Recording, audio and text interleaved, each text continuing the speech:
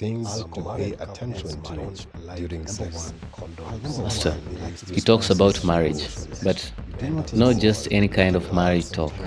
I'm talking raw, sensual, steamy descriptions that may say belong to the bedroom and in Facebook. His name is Diane Masinde, and if you've come across his Facebook reels, you'll probably paused for a second or blushed or scrolled faster with a child sitting next to you. But the big question is, has he crossed the line? Let's talk about it. Diane Masinde is a Kenyan pastor, counselor, and relationship coach who has built a massive following on Facebook with short videos, most of them about love, sex, and marriage. I'm not trying to say that sex is bad or anything, but where you're posting it is what counts. But unlike traditional pastors who preach from the pulpit in parables and proverbs, Diane goes straight into the bedroom, literally. He talks about how to please your spouse, what to do during intimacy, and how to make your partner mourn with satisfaction.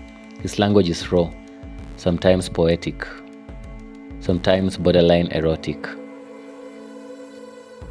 Let's be real. Facebook is not a private bedroom. Kusema tu kweli. It's a public platform used by people of all ages, including kids as young as 10 or 11, or even 5 years, even if they are not supposed to be there officially. So when a man of the cloth, wearing a clerical collar, starts describing sexual penetration, orgasm, or bedroom techniques in full details, it gets so uncomfortable and sometimes we don't know what to say.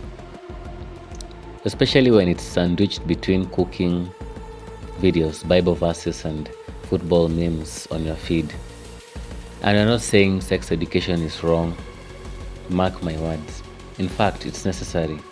But the big question here is Facebook the right place for this kind of content? And does coming from a pastor make it better or more confusing? Here's a twist. When a regular person talks openly about sex on Facebook, they get flagged, banned, or silenced. But Diane Masinde, he's got the pastor title. The algorithm sees him as safe. That raises a big issue. Should pastors get a free pass to say anything in the name of counseling? Or should all content, even from pastors, follow the same guidelines? Culturally, we are also at war. On one hand, we want young people to be educated about sex, marriage, and emotional intimacy. But on the other hand, we also value modesty and discretion, especially from spiritual leaders. So where's the balance? So, what should happen next? Should Facebook start reviewing pastors' content with the same lens it uses for secular content? Should Diane Masinde tone it down or move his more explicit lessons to a private platform for adults only? I think that should happen. Or maybe, just maybe, we as a society need to speak up when content, even if it's well-meaning, becomes too intimate for public timelines. It's not about silencing him.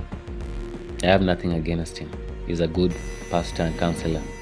It's about asking for accountability and age appropriateness boundaries.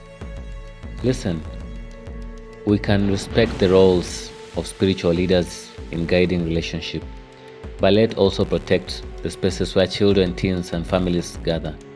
Diane Masinde means well, I'm very sure of that. But if his content is making people uncomfortable or confused, even loyal Christians, then it's time to pause and reflect. Because at the end of the day, the bedroom might be sacred, but Facebook, it's public. So, what do you think? Is this empowering or too explicit? Should pastors be more cautious